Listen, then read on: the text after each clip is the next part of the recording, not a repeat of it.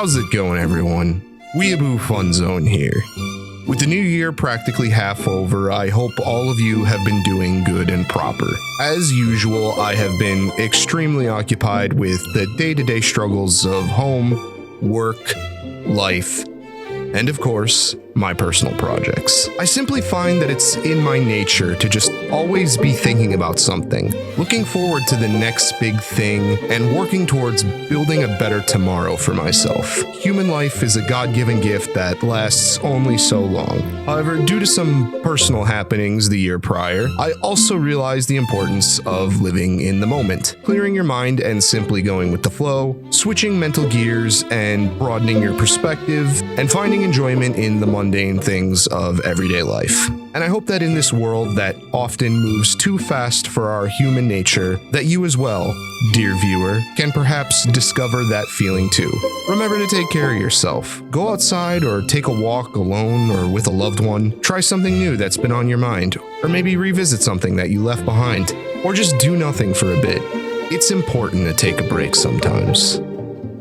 One thing I've took a long break from was figures. It's been 3 years since my last figure review, featuring the titular heroine of Monster Musume and top snick, Mia. It'd be a fun discussion to explain all the reasons for such an absence, but in an effort to stay on topic, I think the main reason would be that for a KonKonbini video, not just any figure would do. When it comes to the videos that I make and the way I make them, finding a muse that could carry the weight of a 20 to 30 minute video is a much more arduous task than it would initially appear. Naturally, it seems that in my 3-year absence since the last proper episode of KonKonbini, I simply haven't been able to find one. See, pretty much every figure review on this fuckshit website all kind of have the same issue. They're all just the same video with a different coat of sauce on it. Oh, look at the figure. Is it good? Do I like it? Does it fill the existential void of loneliness and isolation in my ass without a trip to the emergency room? Like, KonKon's a pretty popular figure video guy, right? Outside of the slather of shallow focus lo-fi hip-hop LinkedIn marketing IKEA-ass bullshit, you watching this could probably make the same video with your fucking phone. I was hanging out with the lads on Discord one night and Goof brought up a pretty good point that pretty much any figure or any model kit you want to know about, you can just boot up MFC or Dalong and find the same quality and info, and it's like digestible in a fraction of the time, and it takes way less effort than a fully edited and planned video. Even my stuff just kind of has this problem where a bulk of the content is the discussion surrounding a figure rather than actually talking about the figure itself. And that's kind of been the final nail in the coffin as to why I've been gone so long with figures, is that most of them aren't really interesting to talk about outside of its face value, and information surrounding them isn't necessarily as available as something like a video game or like a show or an anime or whatever. And when the format you've stolen from other YouTuber depends heavily on long, deep dive, comprehensive discussions, you can kind of see what the problem is. On top of the fact that most figures are just getting way too expensive, then binning later, and just a general lack of excitement about the category on my end, I kind of sort of just quietly decided to reallocate my hobby bandwidth into exploring other, newer, more exciting things. But hey, have you heard the good news?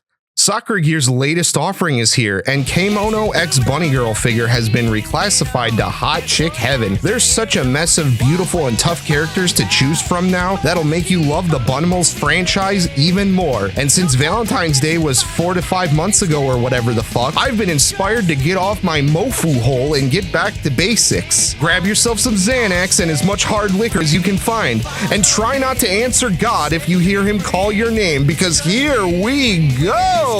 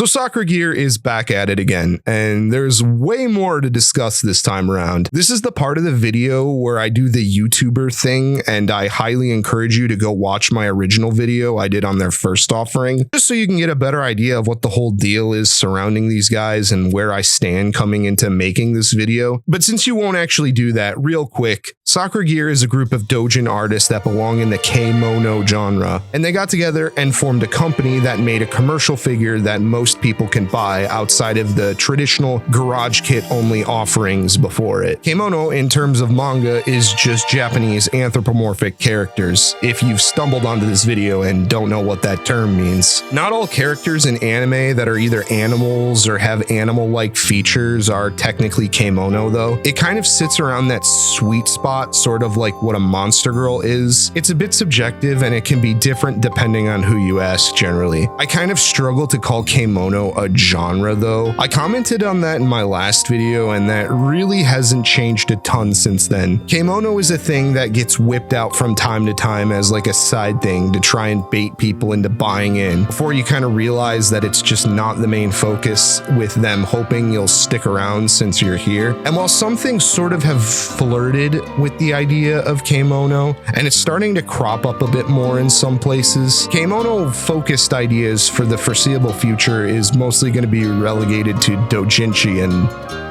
I guess VR chat characters now. And any media that comes to mind that does make K-mono characters a focus is usually more interested in doing the Zootopia thing, where the whole premise centers around gawking at the idea of animal characters existing and poorly thought out racism metaphors or whatever the fuck. The Sherlock Hound, Hail Concerto, Soul to Robo style of having K-mono characters being the focus of the worlds their stories take place in isn't really much of a thing these days. I don't give a shit about the blind lady and the invisible man. You already spoiled it in the title. I want a show about the bobcat lady. Fit really isn't my bag, kind of the opposite if I'm being honest, but like, we can work on that. I like DIY stuff. That's part of the fun. There's potential here, turning the bobcat lady into bobcat wife. ジャラシさんは誰かいないの？理解ある人。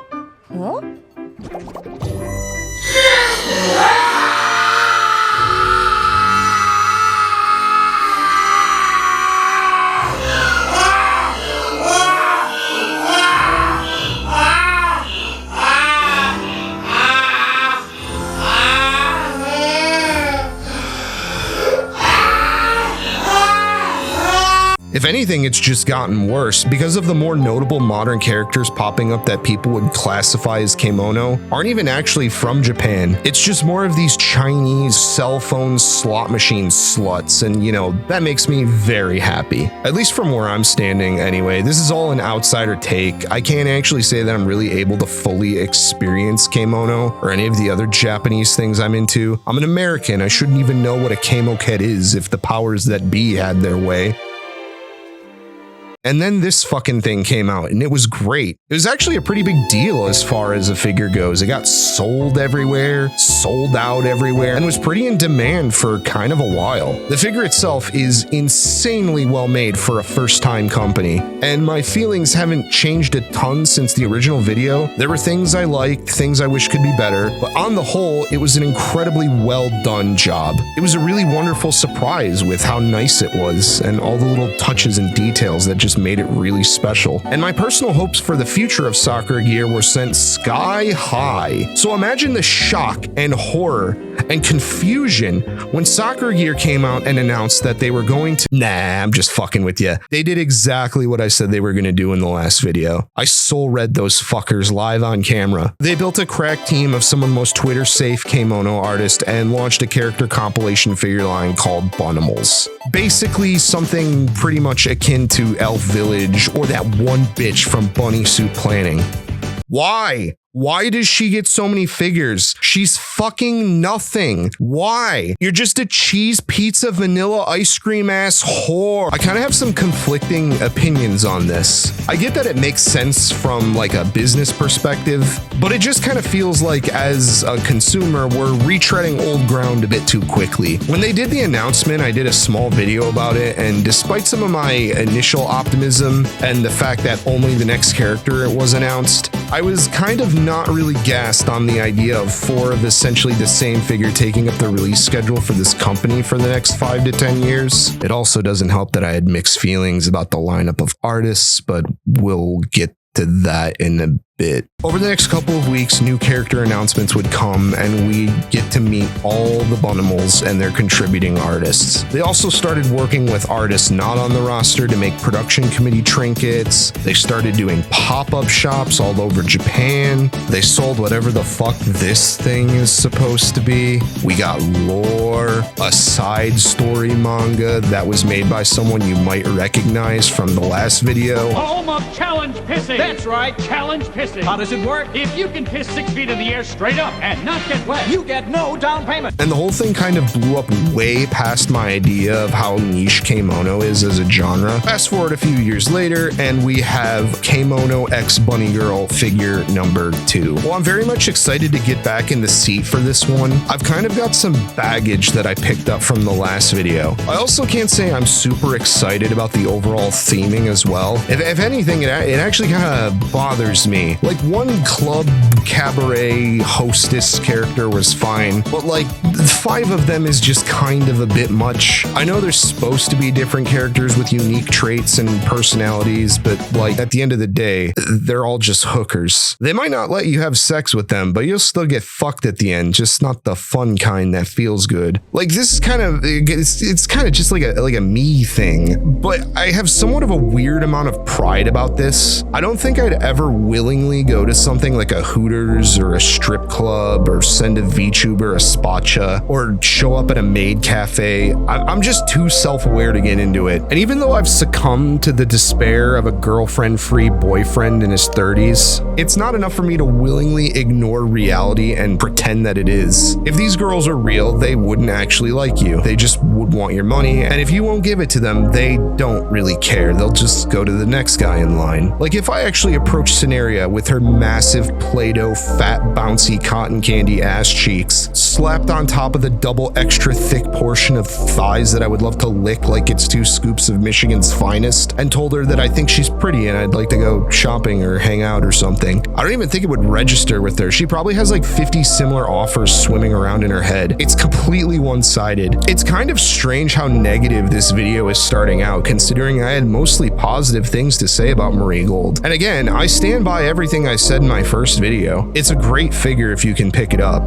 But the Marie Gold video was also the first time I thought that maybe a creator would actually see the video I made on them, which is also why I kind of snuck in that joke not joke about volunteering to contribute art to a future character back when it was just the one figure. Now obviously, I'm not fucking deluded enough to think that Sakura Gear was going to want to have anything to do with the overseas moron that made a YouTube video about their product. I have no social media presence. I'm not even technically a real Kemono artist, but like, for going to bat for an unproven figure company, spending $200 on a pretty expensive figure with no guaranteed return on investment, then spending a month and a half of my life to make a 30-minute video about how I think it's great. For all that work, I didn't even like get a thank you.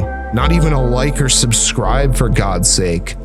By the way, you should do that too. You can just hit the button and ring the bell. They had to have seen it. I tweeted it using their hashtag, and I even re-uploaded it after I migrated the channel. I'm sure that the lack of communication is probably mostly due to the language barrier, but I can't help but think of the possibility that maybe I might have accidentally offended them by mistake. Japanese artists, especially doujinshi ones, can have some pretty thin skin, and I very much committed a lot of faux pas in my original review.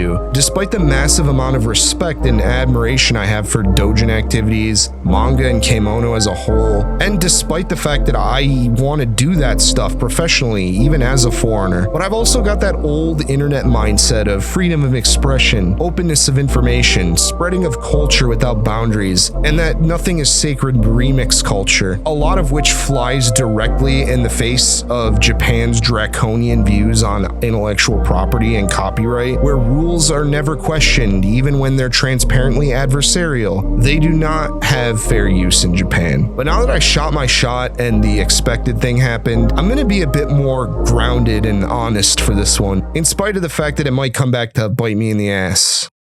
And speaking of ass, the Bunnimals cast has grown from 1 to 5. From the back, we have Scenaria, a Kudere dragon lady illustrated by Sindal. And as you probably already noticed, I think she's my favorite of the bunch. Sindal was an artist that used to post a lot on Fur Affinity back in the day, so they were pretty well known in Western circles. Even though they've regularly put out work and contributed to projects throughout the years, seeing him in this lineup was kind of a bit of a nostalgia blast. And I kind of am a sucker for that synthwave blue and pink contrasting color scheme. Also, the massive fat marshmallow stuffed ass is also pulling a lot of the weight. God, I almost wonder, what do you think it tastes like? Do you think if I took a bite out of it, it'd be like one of those giant gummy bears or something? Lappiness, a short stack bunny girl created by Rikosei, who for this project drew a Rikosei character. That's it. Nothing wrong with that. They just definitely have a type. I'm generally kind of hit or miss on their work. Sometimes it can look a little too weird to me, but when it hits like a fucking truck. I'm usually not a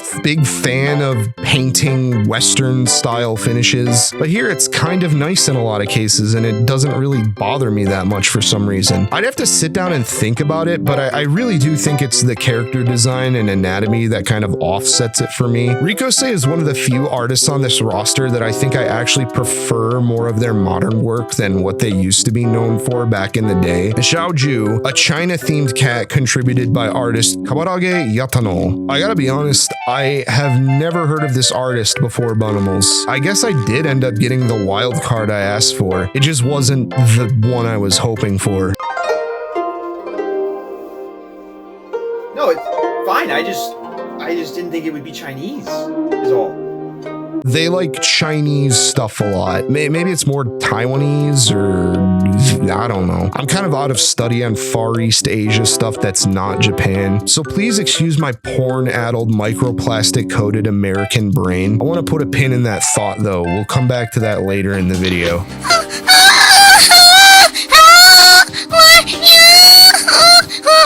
And finally, Rosa, created by contributing artist Arurara. I think out of the entire lineup, I might have more to say about them and their work than the others put together times 2. Arurara is an artist I have many very complicated feelings about. And because I have a BFA, I'm contractually obligated to fill a pretentious douchebag quota. So, if you'll permit me to be a bit arrogant, I think that they might be my polar opposite in just about every way. I'm a Western artist that adores Japanese art and wants to be like a Japanese artist. Arurara is a Japanese artist that's watched Zootopia one too many times, that's studied and uses a lot of Western art techniques and methods and are clearly more inspired by Western culture and media. The Westaboo to my weeaboo. They're incredibly successful at making art at a very high skill level. I have an existential crisis every time I go to pick the pen up and have to make a YouTube video to fucking cope. I remember they used to host a figure drawing event called Kemono Gesture Drawing, and I'll never not have a big stupid grin on my face seeing these cartoon animal heads grafted onto these really academic Michael Hampton-esque bodies. Like, you look at this figure, right, and it's like this really realistic anatomical study, kind of sort of like what you would be doing in a traditional figure drawing class, and then it's just Asgore's head on top for some reason. What the fuck? If you take a look at their portfolio, they have an almost unbelievable range of styles and techniques that clearly show a love of exploring illustration as a medium. And out of all the artists on the Bunnimals roster, I think I can safely say that Arurara is the closest to embodying that raw illustrative spirit, which is kind of a vague, hard to explain idea that you might not get if you don't have formal art training. Like, they're all highly skilled artists. The other four's portfolios clearly have a focus on character work, which kind of has its own nuances and applications. Arurara does this as well, but a lot of their work flexes their understanding of anatomy and gesture and features poses and compositions more akin to something like an anatomy exercise. Many of their pieces are also just straight up illustrations, with a focus on presenting worlds, ideas, scenes, and comprehensive situations, all to create a story through image making. Among the myriad of feelings I get when looking at Arurara's work, one of the first that comes to mind is an odd sense of nostalgia, purely because these methods and practices are the very things that were drilled into my brain time and time again during my years at art school. All things that I remember well, even if I failed to actually properly absorb and learn them as intended. And yet, despite everything that I've said and the admiration I have for the skills and mastery of image making on display with this artist, despite the fact that they likely sit at the apex of this creative subculture I've professed my love of time and time again, I just don't like their work. My dick is flaccid. My dick is flaccid. My dick is flaccid. This artist being a huge Westaboo, and the way they draw and paint being more Western, with their characters looking like Maid Miriam just tried sushi for the first time, is honestly kind of a deal breaker for me. For me, the whole appeal and meaning of Kemono is that it's anthropomorphism plus the uniquely Japanese stylings and techniques of manga and anime. And sometimes Ararara does kind of hit those notes. They clearly try a lot of tech out, and while I have incredible respect for that love of the game and the skill that it takes to be able to pull that off, their portfolio is just so all over the place, and I just kind of can't really get jazzed about it. But maybe I'm the only one that feels this way. I'm sure a lot of people wouldn't care or be as discerning, or hell, they might even just flat out disagree with me. There's also probably some unconscious bias on my part, seeing a Japanese person who's a bit of a Westaboo being successful practicing more Western art styles and tech, whereas me, going the other direction, has had to crawl and squirm for 15 years only to get the shaft. I don't have anything against the guy personally though, like I don't know him or nothing, but even when we have a common interest or they're playing at my tags, Ararara's work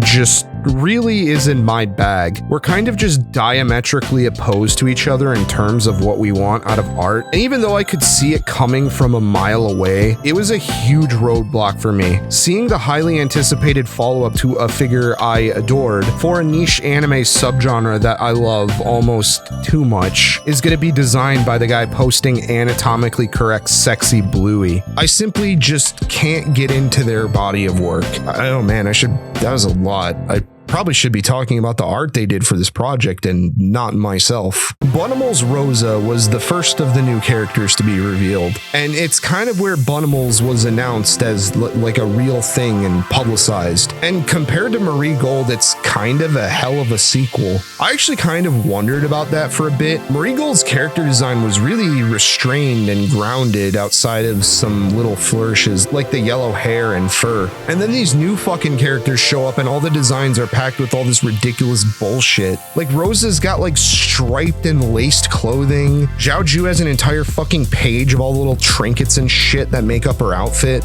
I wonder if maybe that was intentional from like a production standpoint. Like they got one out the door conservatively and decided to just go fuck it, we ball after. I really like the Windows PowerPoint gradient plus orange and green color scheme. It's actually pretty balanced in the illustration, and that's not something that's easy to do, but I can't help but feel like the costume she wears is just kind of overly detailed. A lot of the elements like the bunny ear pattern and the lace details kind of just seem excessive, and it doesn't really like add to the silhouette to me. The pose they chose for the illustration is cute and it's very well done. It's definitely the artist's strong point, although those elbows might poke my eyes out if I'm not careful. The character anatomy is kind of where I start to wig out a bit though. It's just never not going to be strange to me to see this very academic, realistic looking body and then just have Nick Wilde's head grafted onto it. Also, 4 fingers. It looks fucked up. See, when other Kemono artists do this, it's kind of stylized, like it's imitating a paw or just straight up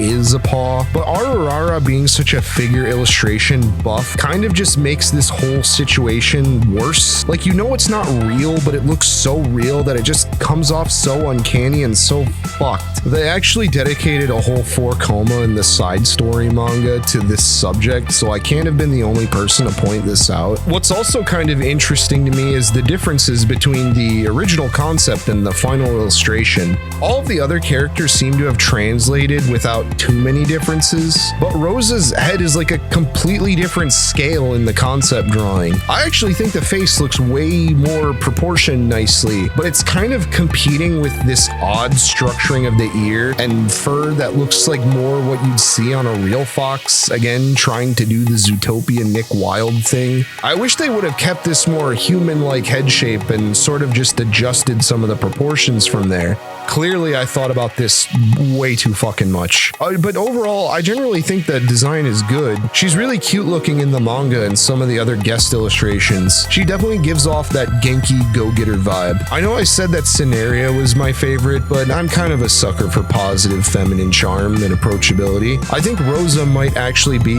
who I'd get along with the most if she was a real person, and she'd be an interesting foil to my romanticist sad sack artist bullshit, which I'm sure we've had enough of that maybe, so let's get on to the actual figure portion of this video. I mean, it's finally time for that, right? We talked about the illustration, we talked about the artist, we got caught up with what Bunnimals is doing so far. Like, we can get on with it, right? This thing we've all been waiting for. After all, it's the only Kemono figure to come out since Marie Gold, right? It's not like the last one was so successful it created the groundswell in the market, right? Right?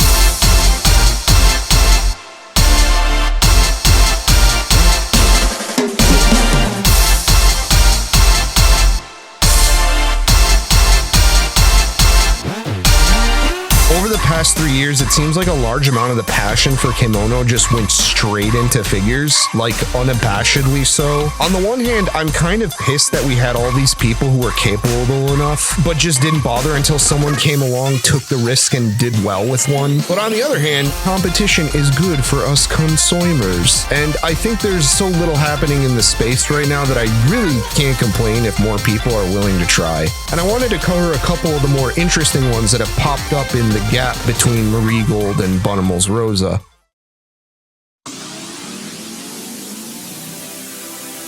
Leah Alopex is a posable figure brought to you by a company called Lado Toys, based in China. Well, that makes this easy. It's a Chinese company with a Chinese design character manufactured in China. So it's technically not kimono, and therefore it belongs in the garbage. Kobe. No, I'm just kidding. We'll do a proper review of Lado Toys. Don't get mad in the comments. I actually specifically wanted to include this figure in the video, mostly because I saw so many people playing around with it and liking it a lot. Obviously, most things these days are manufactured in China, and anime figures aren't really an exception. It makes sense that after doing it for so long, the whole Chinese third-party thing was kind of an inevitability.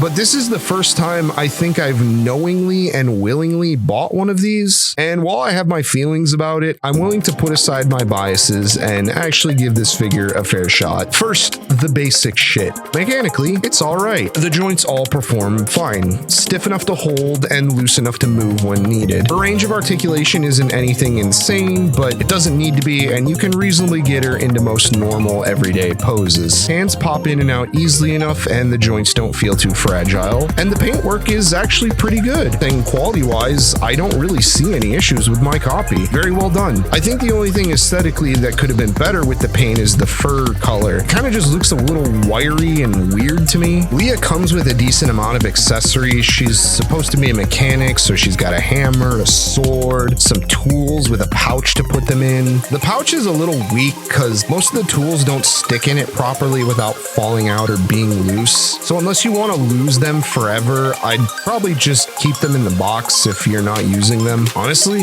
it's a fine figure. If it catches your eye and you want to buy, it might be worth your while. Hey, what's that ass?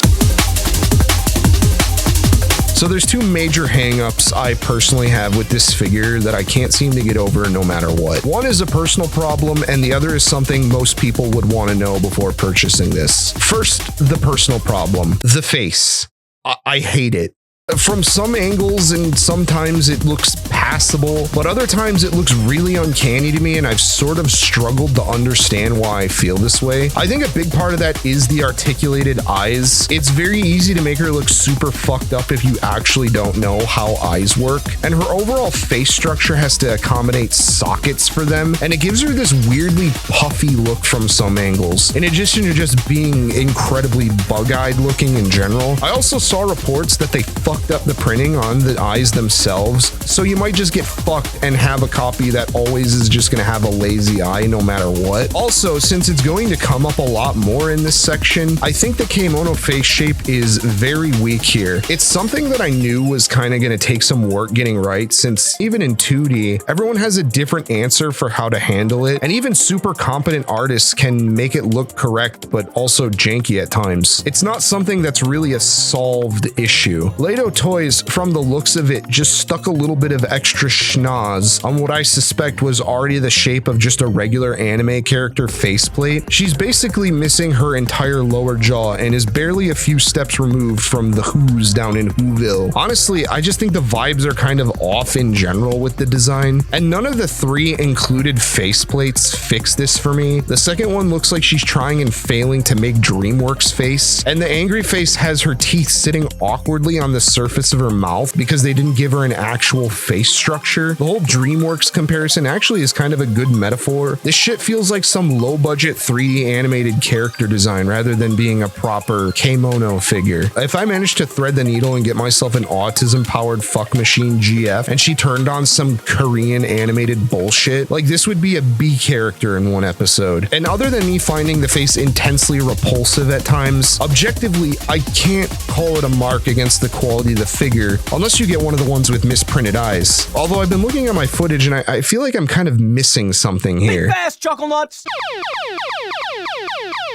These 2 key features are commonly used in animal-themed characters as both stylistic and aesthetic signifiers.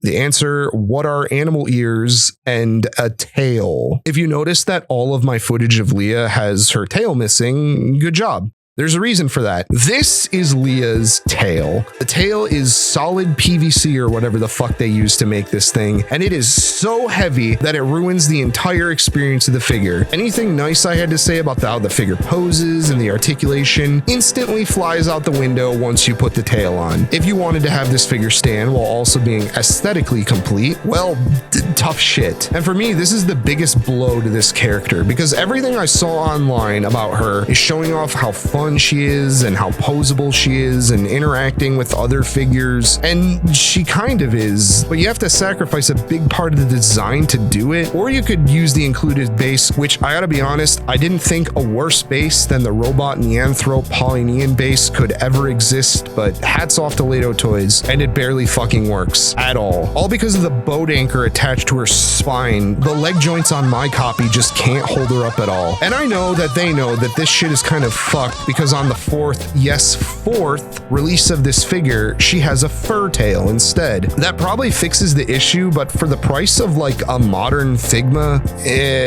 no thanks. And I'm not going to go out and buy a third-party stand. I guess I could just take one of the Figma Architect ones, but like, sorry not sorry, Lato Toys. Leah is not worth any more of my effort or money. I'm not a fan, and I realize I'm probably going to be going against the grain on this one, but that's okay, because they fixed it for the sequel, nya. Tonya Tigrisunya is a huge improvement from Lato Toys nya. She's a very kawaii caliconya nyekonya, and my Doki Doki Kokoro returns to being unbrokero nyokohonya. Okay, I promise I won't do that ever again. Tonya Tigris actually stands up pretty good despite the smaller feet that aren't flat. She has a wire tail, which is cool and posable. The face is still a little bulbous looking, but I like the eye treatment a lot better, and the face shape fits a cat person way more. But like, in terms of kimono design, cat is like the get out of jail free card. It's the easiest to draw and design around because you know what, let me just show you.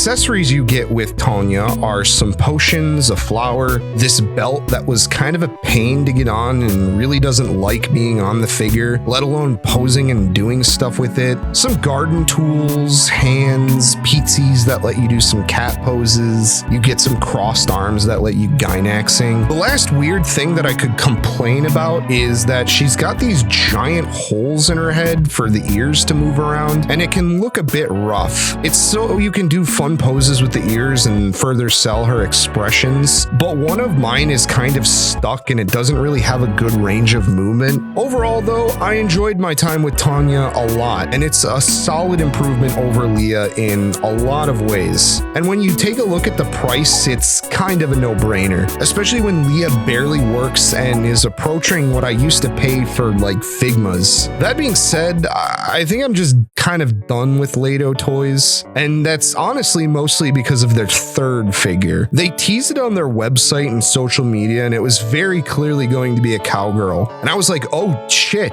Oh fuck.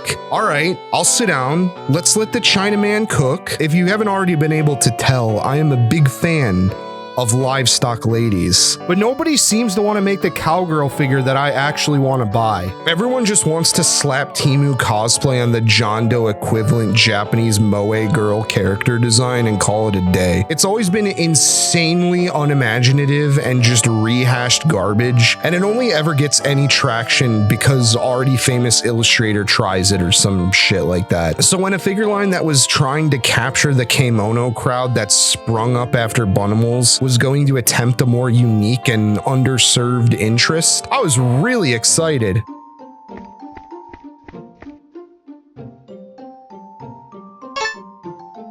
Why does she look like a cat? So yeah, Lato Toys pulled what I think is the biggest bitch out I think I've ever seen from figure anything, and it kind of ruined what little interest I had in them already from here on out. I do think all of the figures we'll be looking at today in this section deserve some shame for clearly being able to try and just pulling a me too, but Lato Toys actually had the chance to take that same risk. Instead, Betrayal! What? Betrayal! Betrayed me! This figure sucks! They bitched out hardcore 4x4 by TNN Motorsports on the PlayStation 1. The two other characters they announced aren't really anything to write home for me about more than a simple mention either. The mouse kind of got a glance from me, maybe I'll pick it up secondhand at some point. But they also did a dragon lady with like the most forgettable, boring, worthless, milquetoast, generic, creatively bankrupt designs I've seen from a woman dragon. It's sauceless and fucking lazy. I didn't even get to the box art, the website, the little tech demo. There's lore. I'm not reading all this shit. They use that garbage AI generated pixel art on the package. It's also on the website too, so for all I know, all of this shit is AI generated too, and therefore I'm giving it way more time than it's worth by simply acknowledging it. For all we know, the reason Leah looks so fucked is because she's based on some comfy UI digital diarrhea. I don't have any proof of this. I don't work at Lato Toys. I'm not gonna go on a whole screed about it. They could have just made this insert a fucking color or a gradient and that would have been the end of it. No one would have said anything. But now, because they potentially used AI on this one part, I have to question the entire project. It's a real shame that I even have to talk about this shit. Wait, she's a fucking fox? Why did they make her look like a wolf? That's not what an Arctic fox looks like. Hell, that's not even what a gray fox looks like. So yeah, I don't recommend Lato Toys, and I personally don't like them either. But my opinion is my own, and as always, your mileage may vary on that.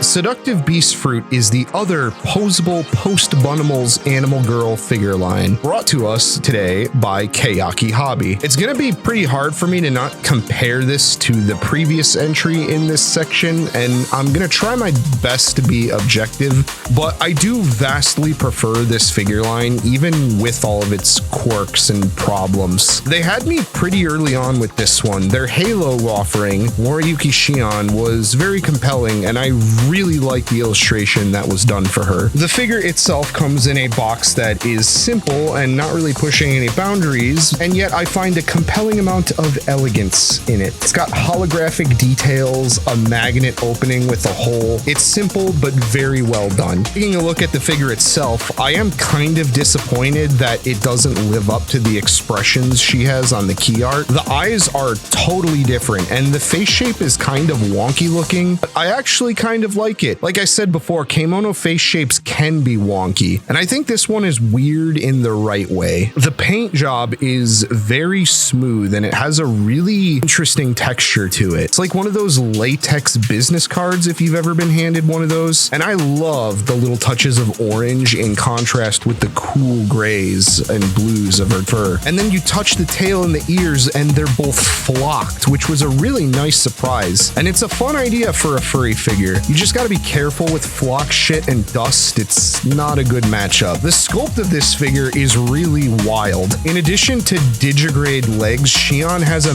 massive fat plastic dumpy ass that hangs out, and it's great. But it can kind of get in the way of some of the articulation, especially since round woman and posable plastic toy are unfortunately two ideas that kind of oppose each other in execution. I'm not really the biggest fan of the digigrade legs, design or function wise. It does make her very hard to stand as well, although she does stand up on her own if you believe in the power of friendship.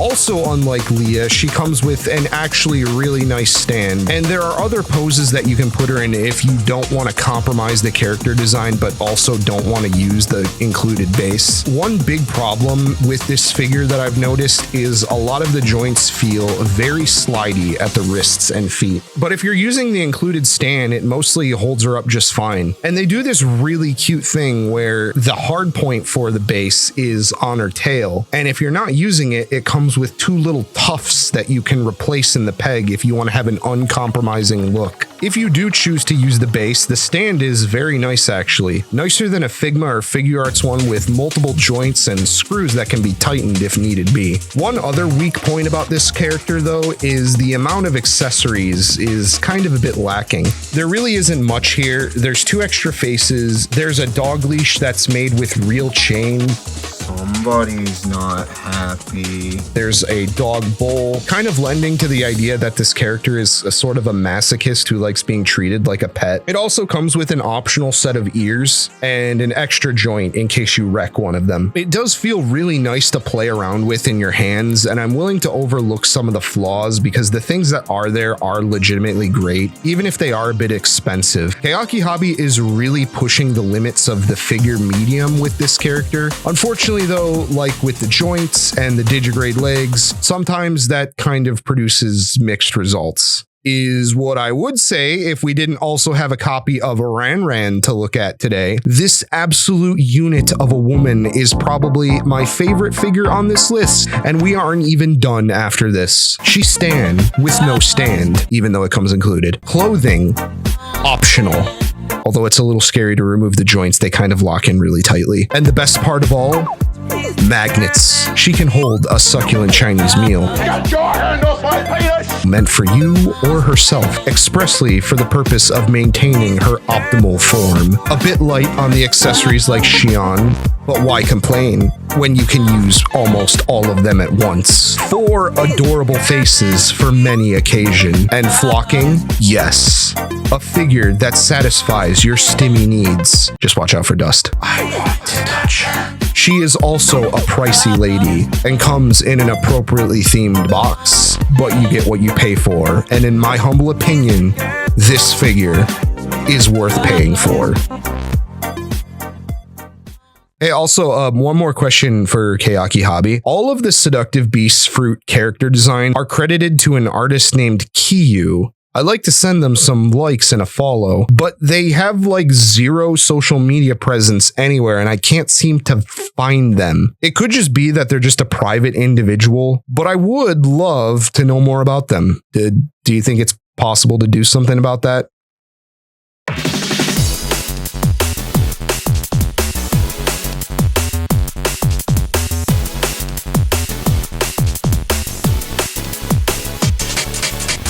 Amopla is a Bishoujo model kit line, colloquially referred to as Girlpla, that features beautiful kimono girl characters that you build yourself. And this might be the first time I've actually gotten to talk formally about model kits. Obviously, I've been into them for almost as long as figures, of course. It kind of came hand in hand with anime figures as an anime curious bionicle kid growing up, but that doesn't seem to be a case for a lot of figure collectors. So if that's you, just go into this knowing that model kits are cool. And if there's one that seems interesting to you, you should try one. They're not super expensive to try out, and you can find them at Target and fucking Hobby Lobby in this day and age. Some of the new ones don't even really need a pair of nippers, but like a $10 set of side cutters that you can use as a house tool after. And honestly, you're golden to just pick a kit and jump right in. Girlpla is a subset of Plamo that focuses on creating girl characters such as girls in armor, girls as robots, monster girls in armor, robot girls in armor, girls in girl. You get the idea. And now we get animal girls, also in armor if you believe in yourself hard enough. Camopla is brought to us today by Aoshima, a company who mostly builds car model kits, but they also have experience in this category with their Variable Fighter Girls series. Unlike figures, model kits come unpainted, which I know sounds bad if you've never built one before, but most model kits these days have enough tech and engineering in them to have pretty solid color separations, so you can get a fine looking figure just by building it straight out of the box. Camopla as a build was mostly fine. A little long since you get multiple customization options, but overall build-wise, the only real problem area I had was the paw pads, which it can be very easy to fuck up if you aren't paying attention and have a good set of nippers. And they are very, very small, easy to lose, and can be a bit tricky to seat into the hand correctly. They also come pre-painted pink and black, which I suppose is nice, except for the fact that removing them from the runner ruins the paint job. I guess margins must have been really tight on this one. We couldn't just afford to get a third color runner. I did find the build quality of Camopla to be a bit lacking and somewhat inconsistent. Lots of loose parts here, like on the arms where there's a color separation, and on one of my copies of Japanese Wolf, here where the thigh rotates, it just refuses to stay in properly. That's kind of the weird dynamic of model kits though. Unlike regular figures where shit like this would be unacceptable, there's way more tolerance for jank with model kits because you, the builder, have a lot more access to customization options and being able to improve and use techniques, tricks, and painting to make a better figure than what comes in the box. It's a big part of the fun of model kits, even though it is a large commitment and requires a lot more stuff than if you were to just buy a pair of nippers and get started. This peg joint issue is a very simple fix that you can do yourself with some hobby glue. As far as customization goes though, Camopla has a decent offering on paper right out of the box with not a lot of extra work involved. It's actually a really big feature of the line, being able to choose the amount of furry you want with the power of Wolfen scaling. You have 2 levels to choose from included in a single purchase of the kit. Full camo, which is more beast-like and a little mascot looking in some places, and mid camo, which features more reined-in anatomy but still distinctively kimono. And there's a lot you can do with the different legs, and the options allow for a different range of possibilities like this Slav squat. And this makes the line pretty cool in my book idea-wise, but execution, I am not totally satisfied with the options. As I mentioned earlier, I don't really like digigrade legs on my animal girls, and there is an option with beast legs that have more regular anatomy, but it's a fucking separate purchase, which kind of pisses me off a bit. Move one of the digigrade legs to the extra crap, and then put one of the normal legs as the mid option. Hey, let's go grab that pin we placed earlier.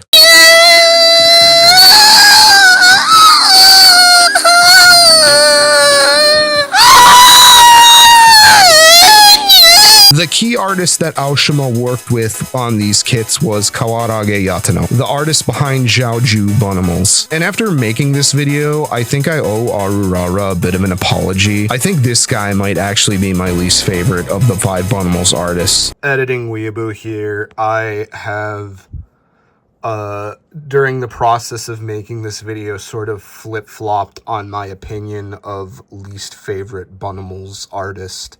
The original joke here was going to be that, Arurara is an artist I don't really like for a lot of reasons, but I can say a lot about them versus Kawarage Yatano, who's a contemporary artist that just does a lot of the contemporary art things that I just don't get me excited at all.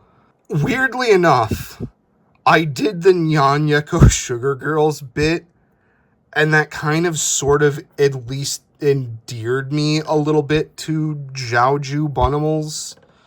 So, I don't know. I think if I go on about it too much, it's just gonna sound like fucking pretentious drivel. Neither of them are my favorites, and the only reason I'm even saying that is because these are artists contributing to for-profit products, and not just because I'm trying to be a pretentious douchebag, even though I fully admit that I am one. Yeah, I'm kind of fucked. I've had a lot going on during the making of this. Naturally, because I feel this way, they're an insanely popular artist. Enough so to get actual gig work out of doing this, to have their own art book, and they were able to be the key artist that created a lot of the designs and settings for this project, even shoving their own OCs into it with lore. And this is sort of where I start to mostly have issues with Camopla. If you look at the faces of Camopla, yes, I'm gonna complain about the fucking faces again. I can see that their work didn't really translate all that great to figure form for this project. It's not like it's one specific person's fault. Again, Kemono is kind of a bitch when it comes to the face shapes. But looking at the key art, you can see the sculptors took a lot of liberties to get the face shapes working in a 3D environment. I think the best muzzle face shape in this line sort of belongs to full camo Japanese wolf. It's the most plausibly kimono, even if it is a little boxy looking. I think that does kind of work for a wolf character, and I do like it better in person than I did a lot of the promo material. Cat's face shape just looks a little too rounded to me. I think the stylization is just kind of a little not there for what I would have wanted. It's kind of bulbous, and I think that's where the high and mid camo thing begins to fall apart for me a bit. I think trying to force that distinction just kind of makes it so you can't have one good solid face. You gotta push it for each step, which leads to no just right option for me. It just comes off as a bit self-sabotaging, even if it's meant to be a feature, but you know, your mileage may vary on that. The mid camo faces to me just kind of look odd, especially wolves, because it doesn't even read like a canine at all. Looks like a fucking chipmunk. They're also oddly square and flat looking from certain angles. I would have rather just had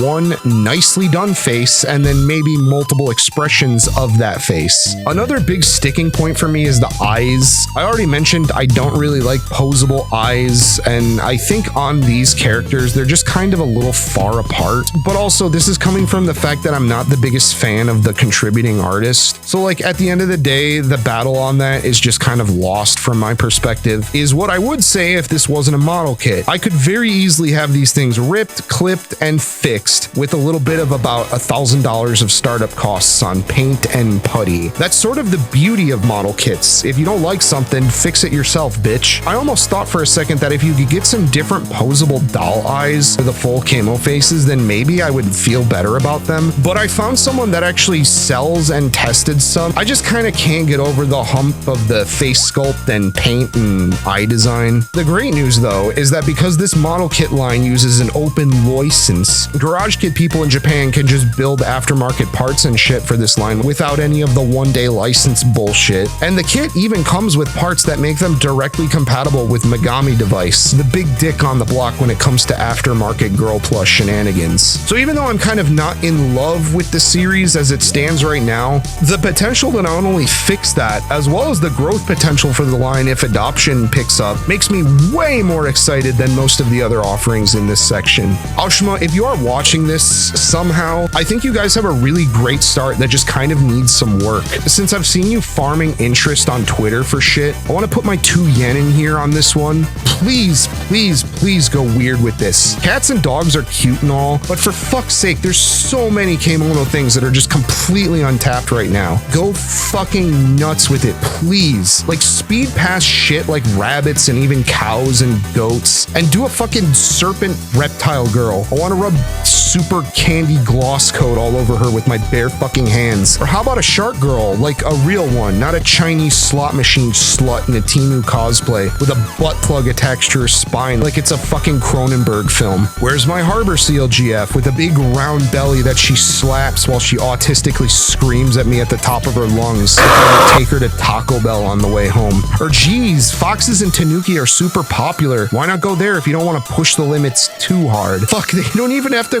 be based on real animals. Do like a power bottom dragon girl that makes me want a Humpty Dumpty. Do a fucking cute moth girl thing. Fucking do it TDM at this point. I don't care. Like, fuck me. I'm geeking so hard on the possibilities. I know they aren't going to do any of this shit. It's probably going to be like 5 types of cats and dogs, and maybe we'll get some accessories and that's going to be it.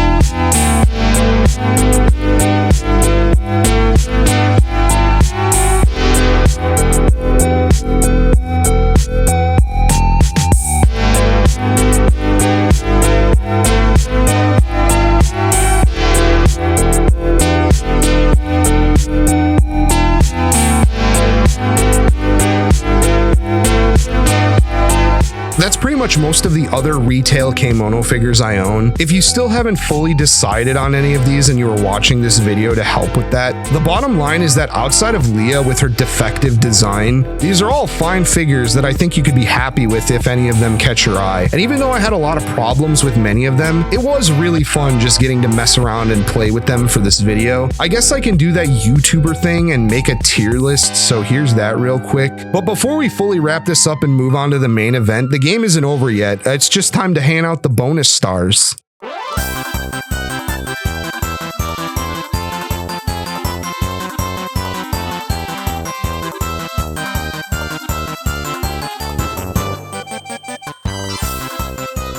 FLUFFING is the product of Good Smile Shanghai. It's animal characters based on the Nendoroid platform. I personally never really liked them, let alone enough to give them a spot in this video and hand over my money for a copy of one of them. They look a lot less like characters and more like sentient fursuits, and I'm kind of not really about that, if I have to be honest. I know that mascot type character is sort of a Kemono subgenre that's sort of oddly between stuff like a Yuduchara and like a TDM. But even then, I think these things just kind of have that stink of Hoyoverse with their design language, and the vibes are just off from where I'm standing. I just barely considered checking out the Egypt themed one. If you can't already tell, I'm kind of a bit of fan of Japan's idea of ancient Egypt, but then I saw the prototype and I was like, you know what, nah, I'm good. Plus, it's a Nendoroid. I don't think these things are going to blow my balls off in any particularly interesting way. Nendoroid FLUFFING just gets a hard no, and it really didn't catch my attention enough for this video.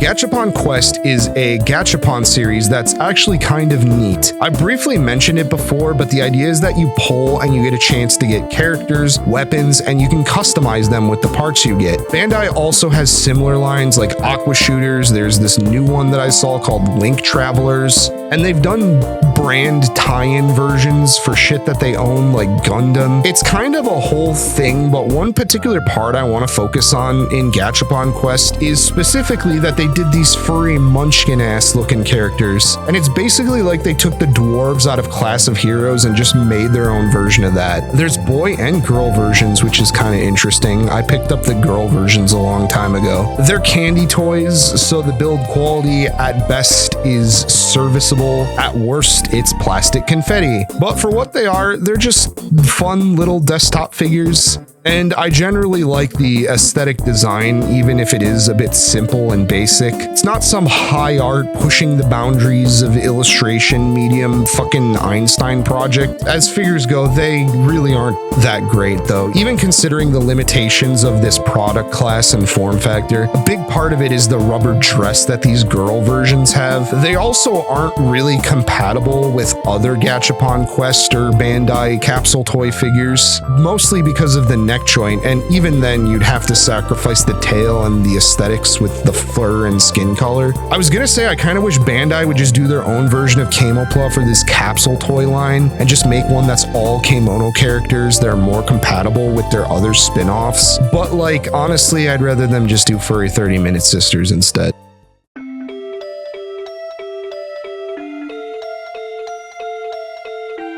I realize I've been doing a lot of complaining in this video. Well, I'm not going to apologize or backtrack about it. These are products made by for-profit companies, and criticism and backlash are part of the risks associated with doing business and trying to make money. I do want to state that all of these products are the efforts of groups of skilled craftspeople and businessmen, and it can be very easy to do that YouTuber thing where you just rip something apart. For our final bonus star, though, I want to focus on something a bit different and give a shout out to someone who I think is really cool. This is Paunchy Tool. Paunchy Tool is a garage kit maker that's been working on his own nearly custom posable girl plug kimono kit that's been working on his own nearly custom posable camo plug.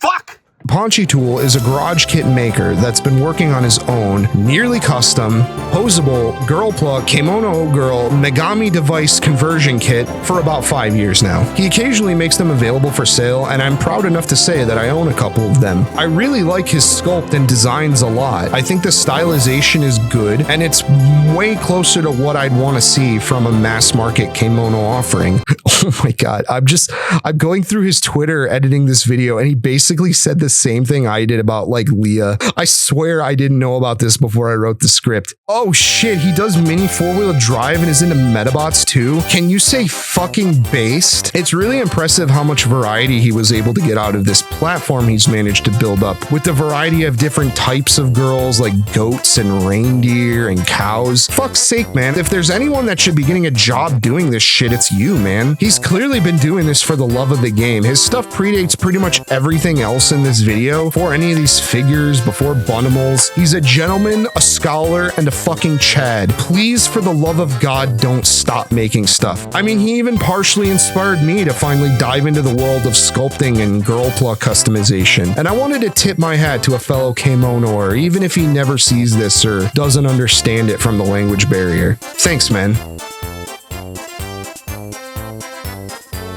Also, please make more cowgirl. Thank you. Oh my god. I'm like running out of breath. We haven't even gotten to the figure we're actually supposed to be reviewing. You know, the one that's in the title of the video. All right. Let me go get my mail.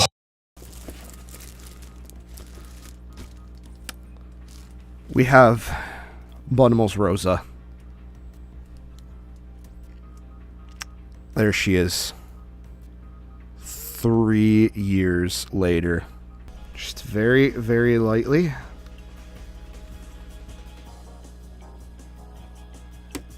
I hate these fucking...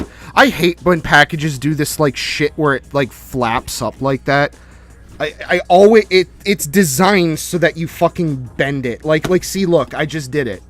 I just bent it. I fucking hate it so much. Whoo! That is a stanky box. This bitch stank like she fucking took a bath in microplastics, man. So, there she is. Okay, there's tape on the sides. Oh my god. Oh my god. Okay. Okay.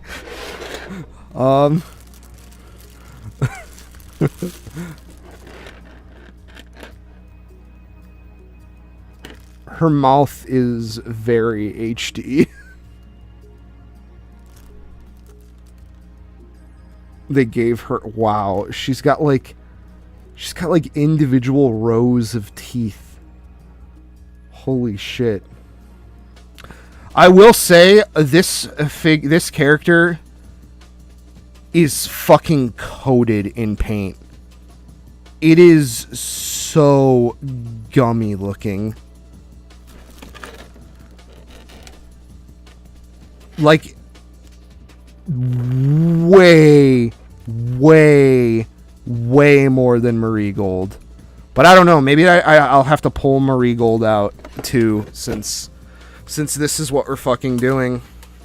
Our base. I don't know, I guess Marigold, I don't know.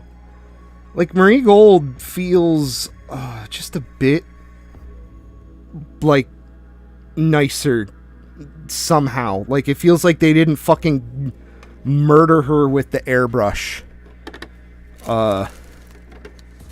And Rosa kind of gives off that impression.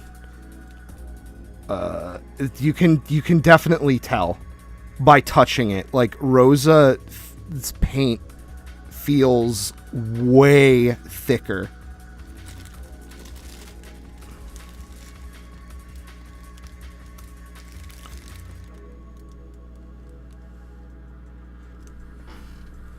Also, in the illustration, one thing I did notice is that he kind of made her white parts of her costume blue,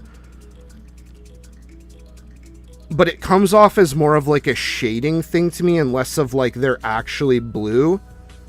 And here they're just straight up blue. Okay, it's not like poke your fucking eye out sharp. But my goodness, they gave her a fluffy back.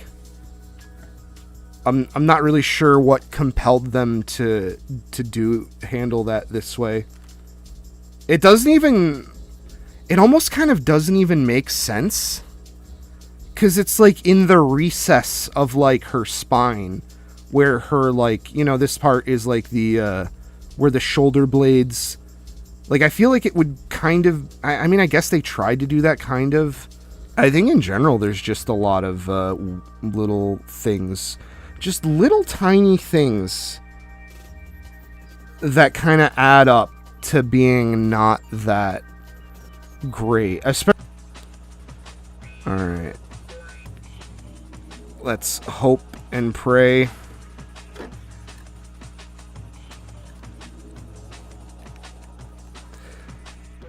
She doesn't want to go in. Oh, this is scary. I hate this.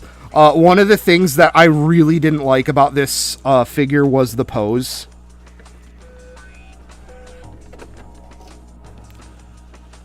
Okay, it's in. It's in. Alright. Okay, she kind of holds. She holds, alright. If she falls, she's probably fucked, but I'm never going to have her in a spot where she'll fall over. So that's good. But yeah, I don't know. I don't know what it is, but I do think the paint job is just generally better on Marigold. Like, wholesale. Like, Rosa's paint is very thick feeling. Like they had to like murder her with paint. Yeah, I don't know. Like, I kind of just think, even though it's like,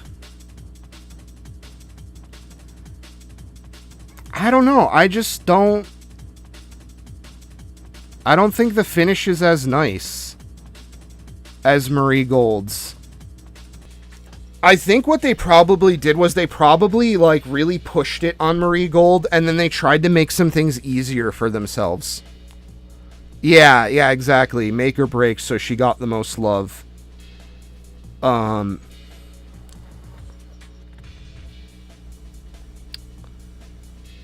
don't know. I will say though, I like the face a lot more in the figure than I think I do in the illustration. The sculptor did a good job making her feel more like an anime character.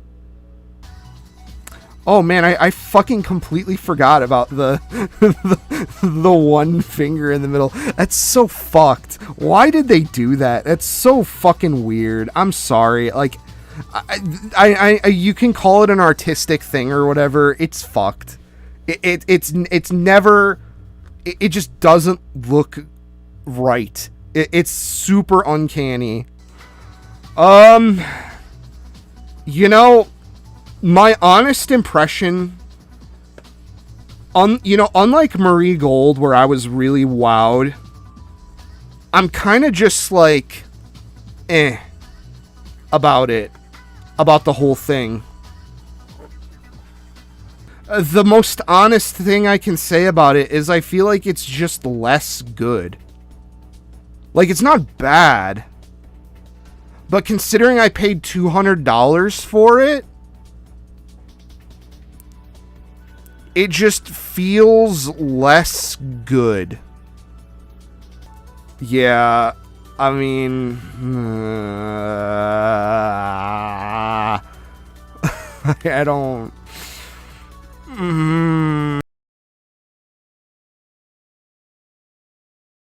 So after spending a couple weeks with Rosa, I think I've sort of come to a conclusion that a lot of my thoughts and criticisms are going to hinge on. And I kind of sussed this out on the live stream where I sort of was playing around with the figure a bit, but now I feel strongly enough to just sort of say it out loud. I do want to get one thing straight though. If you're expecting me to say it's some kind of colossal disaster or have some kind of massive problem with it because I don't like the artist, this figure is fine. As far as anime figures go, it is a completely serviceable figure. My issues start to pop up and really take shape once we place this figure next to the previous Bunnimals offering and begin to compare notes. And I'm not even talking about the character artists or like the character design or any of that aesthetic bullshit. Fuck the art rant thing for a second. My honest take on Rosa is that on paper, they tried to make Marie Gold again, but bigger and better. They added a lot of the same features like mixed finishes and materials. They got way crazier with the pose and the sculpt, and they blasted this fucking bitch with the paint gun. And yet somehow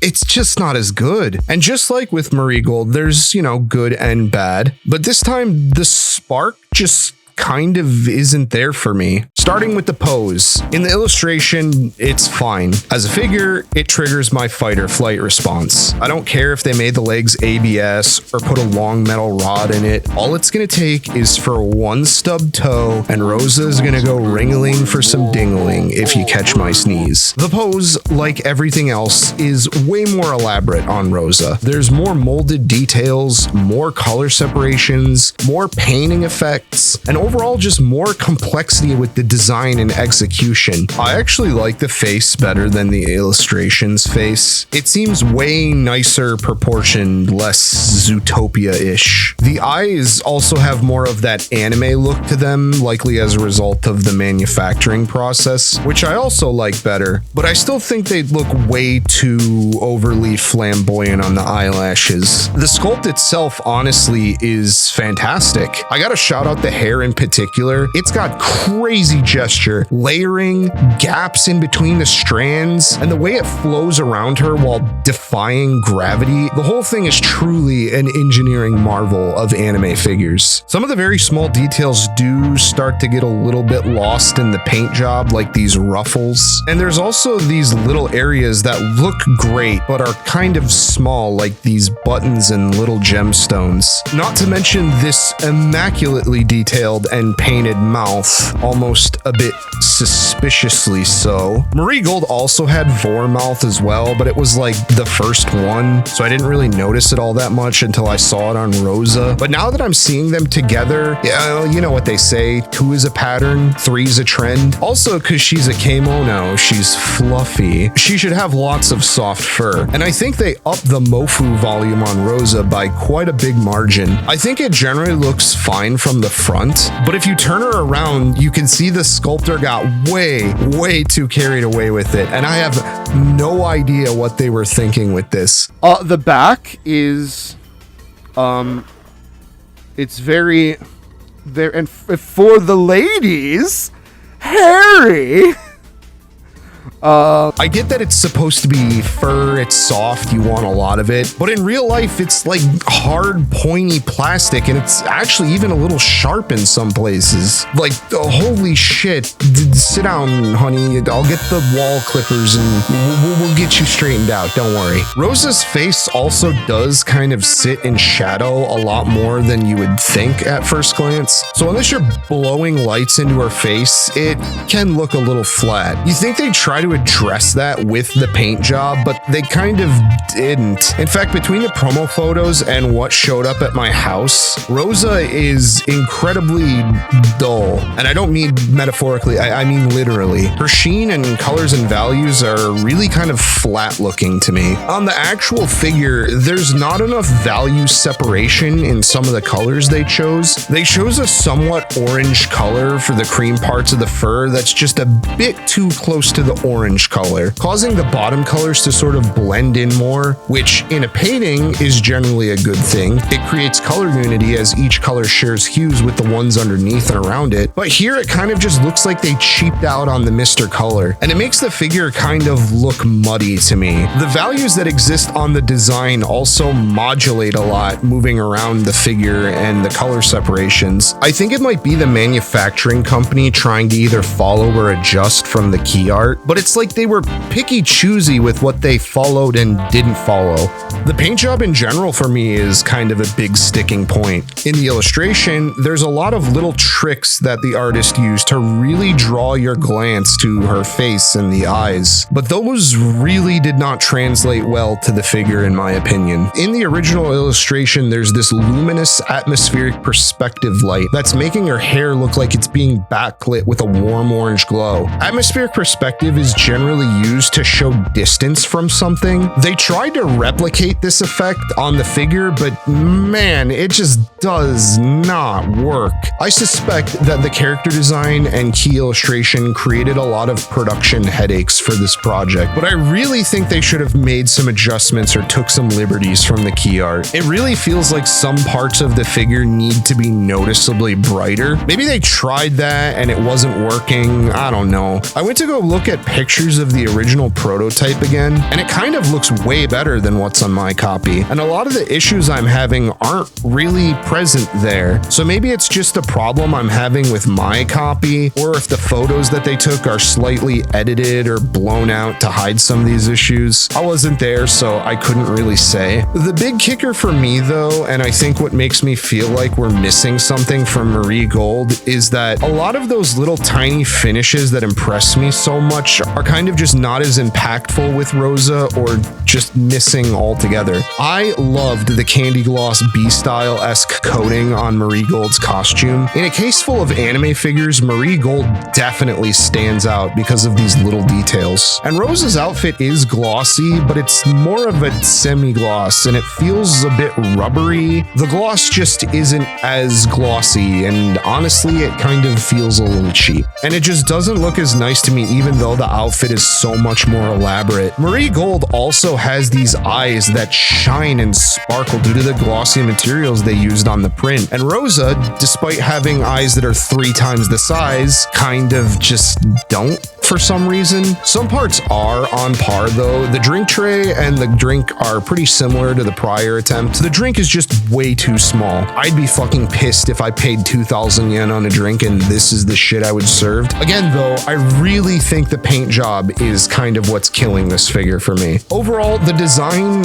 in execution managed to be dull and muted while also just being really noisy and muddy. It's not like Marie Gold doesn't have issues either. There's painting overlay issues, gummy sculpted elements, slight imperfections as well. Not to mention I would hardly say she's one of Kishiben's better character designs, but I notice those things less because there's plenty of really nice things that catch my eye and details that are done really well. There's this wow factor that Marie Gold has that really pushed me over the edge into being genuinely impressed with it. Rosa is missing a lot of that X factor, which makes me sort of focus in on the flaws like the washed out coloring, somebody's eyelash permanently welded to her, the print misalignment. On average, again, this figure is not a bad figure, not by a long shot, but of the two Bunnimals figures so far, it's easily the lesser of the two, and I don't even think it's close. It's kind of depressing because I actually really like the face shape. Her expression is really cute. There's a lot of stuff to like about Rosa, but it feels like some of the magic was kind of lost along the way. Rosa is the second Kemono X Bunny Girl figure, and she's just not as good. But not as good as nearly perfect is still pretty fucking good as far as anime figures go.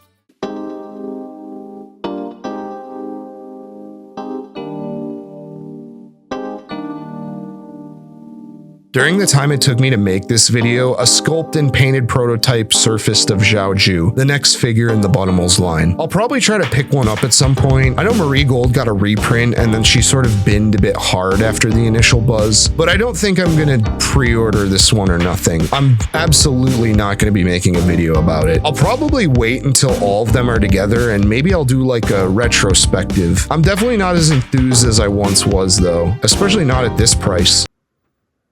Wait, hold up.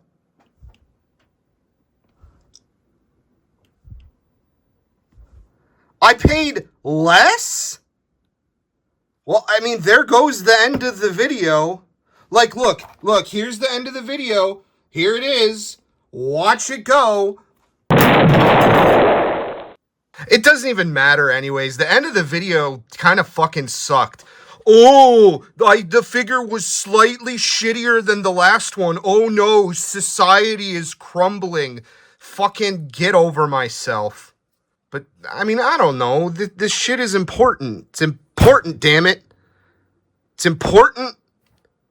It's important enough to want to do it myself? Oh, fuck!